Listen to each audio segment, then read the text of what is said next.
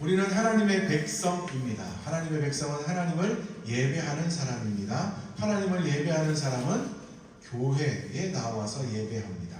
그래서 다시 한번 또 복습합니다. 자, 교회는 무엇입니까? 라고 누군가가 묻는다면, 또 우리가 그것에 대하여 되뇌어야 한다면 뭐라고 대답하시겠습니까? 자, 교회는 무엇입니까? 자, 제일 먼저요, 내가 교회요. 이젠 잘하세요, 그죠? 내가 교회요, 우리가 교회요, 여기가 교회입니다. 자, 그렇다면 교회에 꼭 있어야 하는, 신학적으로는 그것을 표지라고 부르는데요, 교회에 꼭 있어야 하는 세 가지는 무엇입니까? 첫 번째는 말씀 선포, 두 번째는 성례, 세 번째는 권징이라고 합니다. 그런데 우리가 기억해야 권징은 물론 교회에 친의하는 목사님들이나 장로님들이 또는 교회의 회의를 통해서 하는 일들이지만, 그것은 우리가 기억을 해놓아야 되는 일들이고, 우리가 꼭 잊지 말아야 되는 것, 교회는 뭐가 있어야 된다는 것, 말씀과 성례가 있어야 한다는 것을 우리가 꼭 기억해야 합니다. 그러한 교회에 나와 예배하는 우리들, 하나님의 자녀가 되어 하나님께 영광 올려드리며 예배하는 우리들을 하나님께서 불러주시고 신분을 바꾸어 주셨다라고 우리가 몇 주 동안 말씀을 통해서 함께 나누고 있습니다. 옛날에요, 어떤 아이가 고아로 자랐답니다. 그래서 부모가 누구인지도 모르고 계속해서 자라던 아이가 있었어요. 그런데 어느 날 너무나 좋은 한 가정의 어른들이 그 아이를 찾아와서, 이제는 내가 너를 우리 집의 아들로 삼겠다 해서 입양을 해 주었습니다. 그래서 새로운 부모를 만나게 되었습니다. 법적으로도 이제 아들이라고 신고도 끝냈습니다. 그럼에도 불구하고 아이는요, 그 집에 가서 너무 불안해요. 내가 진짜 이 집에 아이가 맞나? 저분들이 진짜 내 부모가 맞나? 늘 불안해서 식탁에 앉아서 밥을 먹는데도 쭈뼛쭈뼛거리면서 눈치를 보고, 잠을 자는데도 편안한 침대를 두고는 그냥 평소에 그냥 아이들과 함께 모여 살던 작은 고아원에서 자던 그 버릇으로 그냥 바닥에서 웅크리고 자는 게 편해가지고 더 그렇게 잠만 자고 있는 거예요. 그래서 며칠 동안을 그 아이를 보던 아버지가 도저히 되지 않아서 그 아이를 불러놓고 이야기를 했습니다. 얘야, 너는 이제 진짜 내 아들이다. 그리고 이 집은 진짜 네 집이다.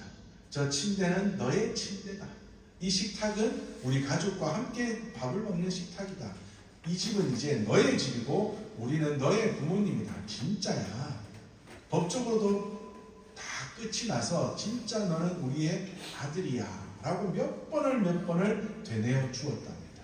그랬더니 아이가 하루 이틀 더 지나자 진짜 편안하게 아빠, 엄마를 부르며 그 집에서 식탁에서 행복한 밥을 먹고, 그리고 편안한 침대에서 편안하게 잠을 자는 모습으로 바뀌게 되었답니다. 그 아이 마음속에는 그 엄마 아빠가 진짜로 그렇게 말해주고 그것을 자기가 느끼기 전까지는 그 집에 와서 살았지만 여전히 나는 버려진 아이, 나는 뭔가가 부족한 아이 라는 생각이 그 마음에 있었나 봐요. 그런데 이런 모습이 우리의 신앙생활에도 너무나 많이 나타날 때가 있습니다. 우리는 예수 그리스도를 믿음으로 하나님의 자녀가 되었습니다. 그리고 하나님을 예배할 수 있는 하나님의 예배자가 되었습니다. 그럼에도 불구하고 우리는 여전히 옛 신분을 생각하여 여전히 죄의식 속에서, 여전히 부족함 속에서, 여전히 하나님을 알지 못하던 그때의 삶의 모습 속에서 살아가며 그 속에서 허덕일 때가 너무나 많이 있다는 거죠. 그러나 우리가 3주 동안 읽고 있는 이 본문 베드로 전서를 통하여서 하나님께서는 우리에게 분명하게 말씀해 주시는데, 너희들의 신분은 완전히 바뀌었다라고 말씀해 주고 있습니다. 우리는 하나님의 거룩한 백성이요, 그리고 하나님의 거룩한 나라요, 하나님의 소유된 백성이 되고, 우리는 하나님의 아름다운 선을 위하여 하나님의 그 이름을 이 땅 가운데 선포하는 자가 되게 하시려고 우리를 불러주셨다고 우리에게 분명하게 말씀해 주고 있습니다. 우리가 바뀐 신분 첫 번째로 나누었던 것이 뭐예요? 우리는 어떤 사람이라고요? 택하신 족속이라 말씀을 나누었습니다. 하나님께서 선택하여 주신 하나님의 가족이라는 말씀입니다. 자, 그런데 여기서 선택했다, 택했다라는 말은 어떤 말이라고요? 여러 사람 중에 특별하게 쏙 뽑았다라는 의미보다 어떤 의미가 더 세다고요? 귀하다. 우리는 택하신 족속이니까 택하다, 선택했다라는 의미로 받아들이는데, 이것이 성경에 쓰여졌던 원래의 단어의 뜻은 귀한 것을 어떻게 선택하거나 귀한 것을 잡거나 귀한 것을 귀하다고 의미를 부여하는 그때에 쓰이는 단어라고 합니다. 그러므로 하나님이 우리를 선택하셨다, 이 말은 많은 사람 중에 니만 특별하게 뽑았대, 너만 잘났대, 이게 아니라 하나님이 우리를 어떻게 하셨다고요? 귀하게 여기셔서 하나님의 자녀로, 하나님을 예배할 수 있는 하나님의 예배자로, 하나님의 사명을 감당할 수 있는 하나님의 사명자로 삼아 주셨다는 겁니다. 그러므로 누가 선택받았는지, 누가 선택받지 못했는지 이런 것들을 따지는 것은 누가 하실 일이라고요? 하나님이 하실 일이요. 우리는 하나님께서 나를 귀하게 여기셨다는 것을 감사하며 그 값어치대로 살아가는 하나님의 백성이 되는 것이 중요합니다. 자, 그리고 두 번째로 우리는 어떠한 사람이라고요? 왕 같은 제사장. 여기서 왕 같은 이라는 뜻이 우리 한글로 받아들이면 왕이 아닌데 왕 비슷한 이렇게 느껴지는 단어로 느껴지는데요, 아니라고 했죠? 왕으로부터의 모든 권위를 부여받은, 왕은 아니지만 왕과 같은 모든 권위를 부여받아 왕처럼 살아갈 수 있는 모든 권한이 누구에게 있다? 우리에게 있다. 여러분, 옛날 그 사극 같은 데 보면, 우리 옛날 신라시대 때 이럴 때 보면 다른 나라에서 사신이 오잖아요. 그죠? 우리를 침략했던 나라에서 사신이 와가지고 그 나라의 명나라의 사신으로서 우리 명나라 왕의 전달할 것을 전달합니다. 이러면 그 사신 앞에 누구까지도 꼼짝 못해요. 우리나라의 왕까지도 꼼짝 못하잖아요. 그죠? 왜냐하면 더 힘이 센 나라의 사신이 와서 왕의 어떤 명령을 전달한다 하니까. 이때의 사신은 왕이 아니에요. 그죠? 단지 왕의 명령을 들고 왔는데, 그 들고 온 명령지가 마치 뭐처럼 느껴져요? 그 나라의 왕처럼 느껴지잖아요. 그래서 그 사신 앞에 모든 사람들이 꼼짝도 못하잖아요. 그런데 여기서 말하는 왕 같은 제사장은요, 그 사신 정도가 아니에요. 왕의 명령서만 들고 온 가짜 왕이 아닌 진짜 왕의 모든 권한을 하나님께서 우리에게 주신 왕이신 그 하나님이 그 모든 권한을 우리에게 주심으로 장차 예수님께서 재림하실 그때에 장차 예수님과 함께 연합하여 우리가 이 세상을 다스릴 왕이 되는, 그러므로 지금도 그러한 권한을 받음으로 그 왕과 같은 권한을 통하여서 이 세상에 살아계신 하나님, 왕이신 하나님의 이름을 선포하며 이 땅을 다스리며 살아가라고 그 모든 권한을 우리에게 주셨다라는 뜻입니다. 그러므로 우리는 뭐예요? 왕이에요, 왕. 그러니까 그만큼 우리는 귀한 사람입니다.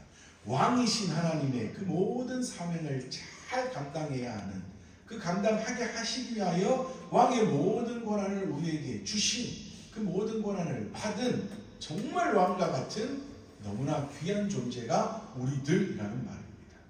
또한 그러한 왕과 같은데 그냥 왕과 같은 게 아니라 어떻다고요? 왕과 같은 뭐요? 제사장. 제사장은 무슨 뜻이라고요? 직접 하나님을 예배할 수 있는 은혜가 우리에게 있다, 이 말입니다. 구약시대에는 누가 제사할 수 있어, 예배할 수 있었다고요? 제사장만이 예배할 수 있었다고요.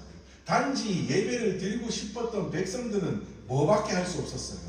제물을 갖다 바치고 제물을 잡아라 하면 피투성이가 되면서 그 제물을 따듬는 일까지만 할 수 있었다고요. 그 제물을 들고 직접 하나님께 나아가서 은혜의 자리에서 하나님을 만나는 것은 제사장만 할 수 있었어요. 그런데 예수님께서 십자가에 죽으시는 그 순간 모든 성소에서 지성소로 들어가는 그 휘장이 찢어짐으로 이제는 누구나가 예수 그리스도의 이름을 믿기만 하면 지성소로 나아가 하나님을 직접 만나 예배할 수 있게 되었다. 그러므로 지금 이 신약을 살아가는 우리 모든 사람들은 뭐라고요? 하나님을 직접 예배할 수 있는 뭐가 되었다? 제사장이 되었다. 우리는요, 하나님을 직접 예배할 수 있다는 것이 얼마나 큰 은혜인지 그렇게 깊이 못 깨닫지만, 저 구약시대, 만약 구약시대의 사람들을 타임머신이 있다면 샥 하고 데리고 와서 이 자리에 앉아서 당신들 직접 하나님을 예배하십시오 하면 그 사람들은 정말 기절할 거예요. 아니 어떻게 하나님을 내가 직접 만날 수 있어? 하면서 기절할 정도로 좋아할 거야. 그만큼 우리가 하나님을 직접 만나 예배할 수 있다는 이것 너무나 크고 귀한 은혜임을 깨달으며 그 가운데 더욱더 열심을 다하여 예배할 수 있는 우리 모든 믿음의 식구들 되시기를 주님의 이름으로 축복합니다. 자, 그리고 세 번째로 우리를 뭐라고 부르셨습니까? 거룩한 나라. 자, 거룩이라는 말이 무슨 뜻이에요? 우리 한국교회가 옛날부터 착각하고 있는 게 있어요. 잘못 생각하는 것. 거룩이라고 하면 뭐가 거룩이에요? 성경책도 어떤 거 들고 다녀야 돼요? 큰 거. 큰 거 뭐 아주 무거운 거 들고 다니면서 끼고, 그리고 목사님들은 목소리가 또 어떻게 돼야 돼요? 할렐루야 뭐 이렇게 돼야지. 그리고 뭐 기도 많이 해야 한다고 뭐 많이 하면 뭐 해야지. 그것을 뭐라고 불렀어요? 거룩이라고 불렀습니다. 그런데 성경이 말하는 거룩은 그 거룩이 아닙니다. 성경이 말하는 거룩은 무슨 뜻이에요? 구별이라는 뜻입니다. 다르다는 뜻입니다. 구별. 어디에서부터 구별이요? 하나님께서 우리를 어디에서 부르셨다고요? 세상 가운데서 불러내긴 하셨는데 그냥 불러내어서 쏙 빼가지고 세상과 딱 분리시킨 것 아니에요. 우리는 또한 이것을 착각하는 거예요.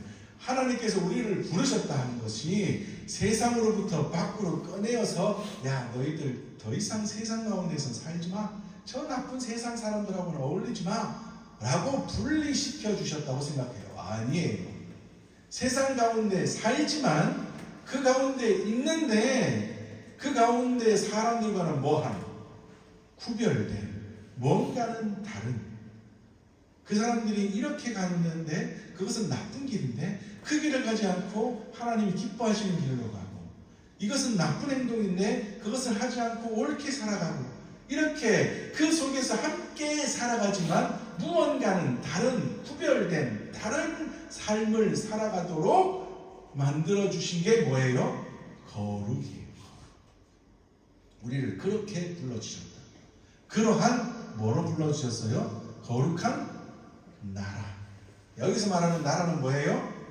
물론 더 크게 보면 하나님의 나라, 하나님의 통치하시는 하나님의 나라라는 의미도 있고요.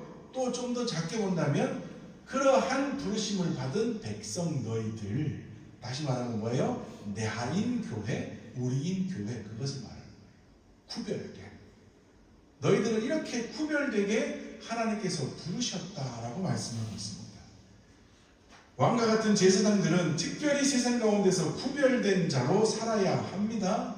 세상과 똑같은 모습으로 살아서는 안 된다고요. 세상과는 구별된 무언가는 다른 세상 사람들이 보면 뭔가는 좀 정말 다르네 라는 것을 느낄 수 있는 그러한 삶을 우리는 살아가야 합니다. 이 세상은 점점 더 악랄해지고 점점 더 복잡해지고 점점 더 어두워져 가고 있지 않습니까? 이 현대에 기술이 발달하면 발달할수록 뭐가 따라서 발달할까요? 죄악들이 더 따라서 발달하는 것 같아요. 너무 나쁜 짓들이 너무나 많잖아요. 우리가 이 세상을 살아가는데 조금만 정신 잃으면 큰일 나는 시대 아닙니까? 뭐 보이스피싱이니 무슨 사기니 하는 것들이 너무나 뭐라 그럴까 기술적이 되어가지고 정말 썩지 않는 것이 더 대단한 거죠. 우리 하율이가 얘기하더라고요. 엄마 아빠는 보이스피싱 당해보신 적 있어요? 없죠? 뺏길 게 없어가지고 보이스피싱 안 당하셨죠? 묻더라고요. 이제는 뭐 뺏길 게 있든 없든 너무나 기술이 발달을 해서요. 정말 무서운 시대가 되었습니다. 분명히 내 돈을 주고 내 집이라고 살고 있다가도 뭐를 당해요? 전세 사기니 무슨 사기니 당하면서. 아니 그렇게 전세 사기 당하다가 아이고 돈을 다시 모아가지고 이제는 내 집 사야지 라고 생각해서 내 집을 사야지 전세 사기 안 당하지 싶어서 대출받고 돈 빌리고 해서 집 사러 갔다가 어떤 일이 벌어져요? 2중 3중 계약직을 잘못 걸려들어가지고 또 돈 다 날리고 집도 없고 정말 너무나 이 죄악들이 횡행하고 너무나 기술이 발달하는 이러한 시대입니다. 그런데 무서운 것은 그러한 사기를 치는 사람들 중에도 누가 많을까요? 교회 다니는 사람들이 많대요. 이러한 무서운 시대에 하나님을 믿는다고 하면서도 사기를 치는 자가 되고 악을 행하는 자가 되고 정말 나쁜 짓을 그냥 밥 먹듯이 행하며 살아가는 사람들이 너무나 많은 이러한 시대에 우리는 어떤 사람이 되어야 된다고요? 구별된 사람, 뭔가는 다른 사람. 야, 이 세상은 무서운데 교회 다니는 자들이 저희만 보면 나는 마음이 좀 편해져. 괜찮네. 정말 저희는 믿을만해 라는 소리를 들을 수 있는 그러한 정말 구별된 진짜 거룩한 하나님의 나라가 되어서 살아가는 우리 모든 믿음의 식구들이 되어야 될 줄 믿습니다. 그러한 삶을 살아가는 우리들을 향하여 또한 하나님께서는 말씀하십니다. 넌 내 것이다. 이것을 오늘 본문에서 뭐라고 말씀하세요? 하나님의 소유다 말씀하고 있습니다. 정말 이 세상에서 휩싸여서 죄악을 저지르는 대로 나쁜 일을 하면 더 많은 것을 얻을 수 있으니 그 가운데서 그렇게 휩싸여서 살아가는 것이 아니라 더 많은 이익을 위하여서 잠시 눈을 감고 잠시 악의 발을 디디며 그렇게 살아가는 것이 아니라 얻는 게 없더라도 얻는 게 적더라도 내 이익이 조금밖에 되지 않는다 할지라도 그것이 구별된 하나님의 백성으로서 살아가야 하는 진짜 삶의 모습이므로 그 삶을 열심을 다하여 살아가는 그러한 하나님의 백성들을 향하여 하나님께서 뭐라고 말씀하신다고요? 넌 내 것이다. 넌 내 것이다. 하나님께로부터 넌 내 거야 라는 말을 듣는다면 얼마나 큰 기쁨이겠습니까? 이런 비슷한 말씀을 전해드릴 때마다 예를 드는데요.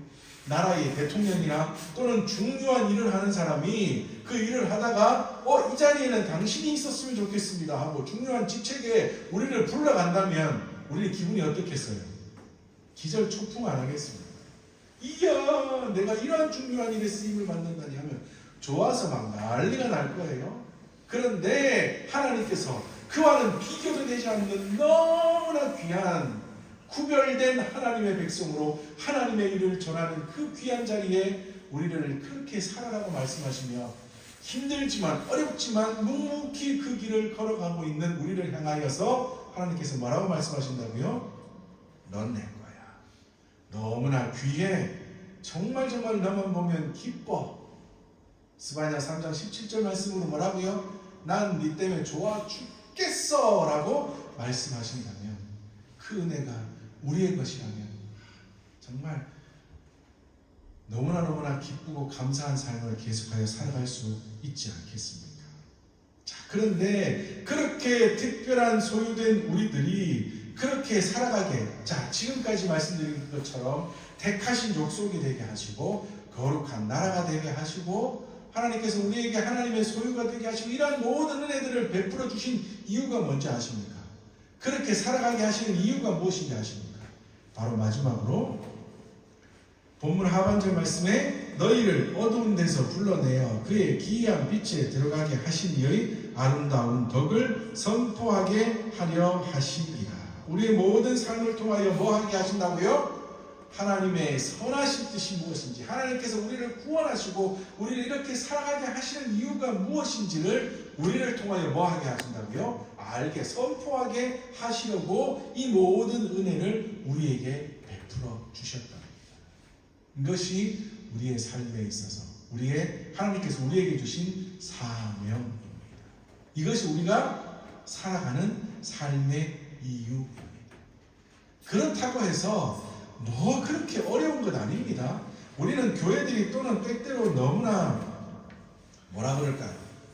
어떠한 큰 일들만을 하나님께서 주신 사명 또는 그리스도인들이 해야 될 일이라고 생각하고 막 자꾸만 그렇게 이야기해요. 그래서 학생들이나 젊은이들이 모인 곳에만 가면 요즘은 좀 덜하지만 한때 한참 유행이요. 뭐만 뻑하면 집회 같은 데 가면 청소년들이나 학생들을 향하여 뭐라고 이야기하냐면 선교사해라. 선교사로 헌신해라. 뻑하면 그런 소리를 했어요. 그것이 해야지 마치 대단한 것처럼 선교사를 하고 목회를 하고 또는 대단한 일을 해야지만 그것이 하나님의 큰 사명을 이루는 것이냐 너무나 한국교회가 큰 것만을 바라면서 말했습니다. 아니에요. 여러분 우리가 지금 숨 쉬고 밥 먹고 지금 우리가 이렇게 하루하루 그냥 살아가는 우리의 이 삶 이것 또한 하나님의 사명을 이루는 것일까요? 아닐까요? 맞을까요? 아닐까요? 밥 먹고 사는 게 하나님의 사명을 아니에요. 그냥 하루하루 어떤 이에게는요 밥 먹고 하루 세끼 밥 먹고 그냥 살아가는 하루의 그 삶이 사명일 수 있다고요. 어떤 이는 큰 일을 할 수도 있습니다. 어떤 이는 선교사가 되어 어려운 나라에 가서 선교를 하며 복음을 전하는 일이 하나님의 사명일 수도 있고요. 어떤 이는 목회가 될 수도 있고요. 어떤 이는 큰 기업에 들어가서 귀한 일을 하는 것이 될 수도 있고요. 그렇게 살아가는 것이 다 될 수 하나님의 사명일 수 있습니다. 그러나 또한 어떤 이에게는 그저 밥 먹고 숨 쉬고 살아가는 그 자체가 하나님 주신 귀한 사명을 이루는 것일 수 있습니다. 왜요? 그 모습을 보면서 누군가는 또한 힘을 얻을 수 있으니까요. 그 가운데서 나는 그냥 밥만 먹고 그냥 하루 세끼 밥만 먹고 숨만 쉬며 살아가는데 아니에요. 그 가운데서도 만나는 사람이 있습니다. 그 가운데서도 접촉되는 어떠한 많은 일들이 있습니다. 그 가운데에서도 뭐 하면 돼요? 거룩한 나라로 하나님의 백성임을 나타내며 살아가면 그들이 나를 통하여 힘을 얻기도 하고 나를 통하여 하나님께로 돌아오는 일도 일어나기도 한다고요. 그러면 그것이 뭐예요? 귀한 일 아닙니까? 그것이 바로 하나님의 사명을 이루는 일 아닙니까? 그것이 하나님의 선하신 일을 이 세상 가운데 선포하는 일이 아닙니까? 너무 큰 것만 보아도 안 봐도 된다.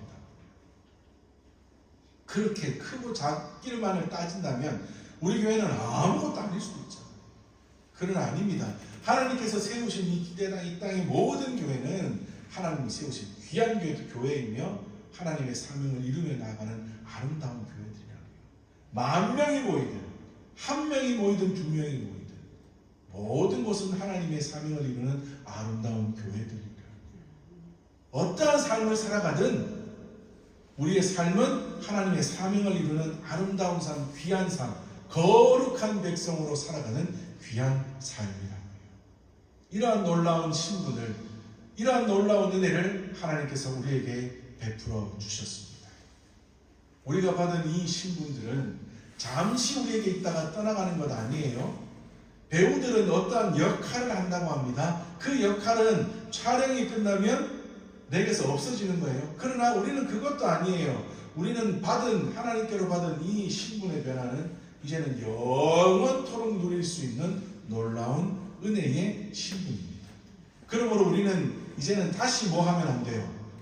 다시 옛날로 돌아가서 그 변화된 신분 이전으로 돌아가서 살아가서는 안 된다.